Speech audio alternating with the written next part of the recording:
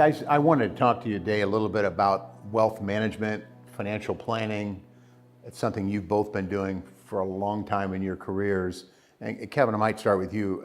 When you talk about starting wealth management, financial planning is a big component of that.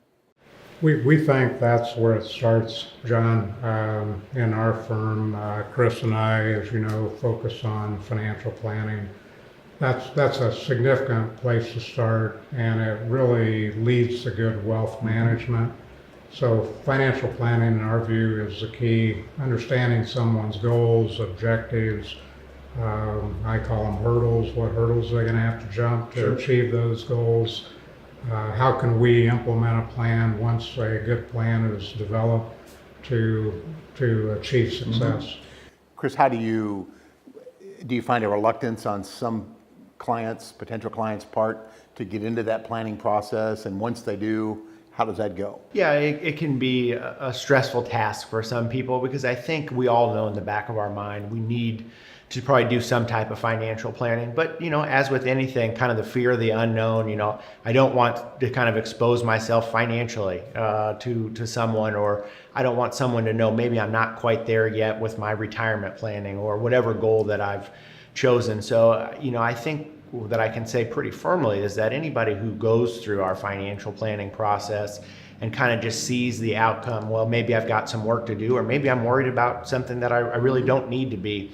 That kind of sunlight being the best medicine is really helpful, I think, exercise for people to go through, because it can really give you an idea of if you do need to make some changes, or maybe we can help you make some changes, you still got time, as opposed to maybe waiting just because you don't want to share or talk about that topic. So I think it can be a really good process to start working with someone. And Kevin, when you talk about wealth management, that's really a component or a byproduct of that original financial plan. You hate to do one without the other. That's correct, John. And I think dovetailing on what Chris said, sometimes people think I want to do this once and it's complete and I'm finished. And you look at good financial planning, it's really ongoing. And that's where that continuous advice comes in.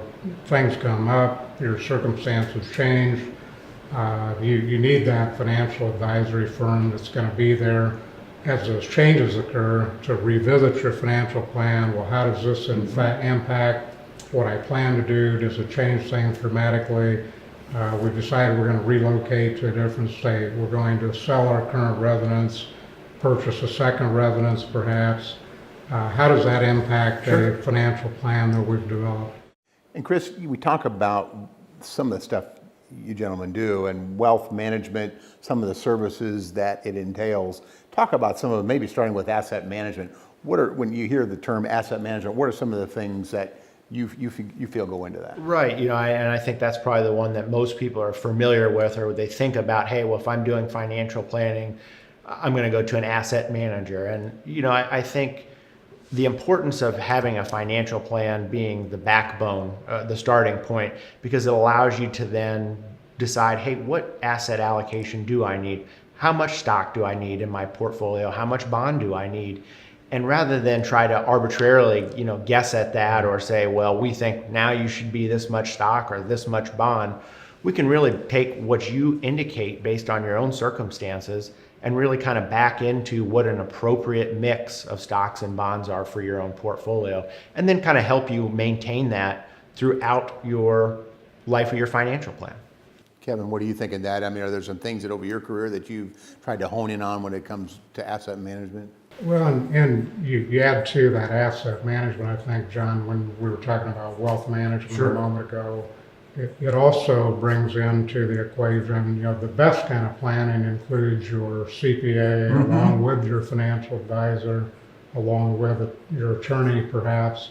So when you look at good wealth management, it kind of ties a lot of those disciplines together, starting with the financial plan, but then how do we implement it? So that focus on asset management is definitely important. And I think sometimes that's what people tend to think about most when they think about financial planning. But the missing link sometimes is, well, I did a new will, I did a new trust, but what do my IRA beneficiary designations say? Because those pass separately for Sure. whatever your will says. Perhaps life insurance passes separately. So good wealth management, starting with a good financial plan, ties all those together. Anytime that you have a big change in your life is probably a good time to either update your financial planner, your tax advisor, or maybe your attorney. And tax planning, Chris, comes into the equation a lot. I think people sometimes forget that that does affect their whole wealth management plan. How do you guys deal with that?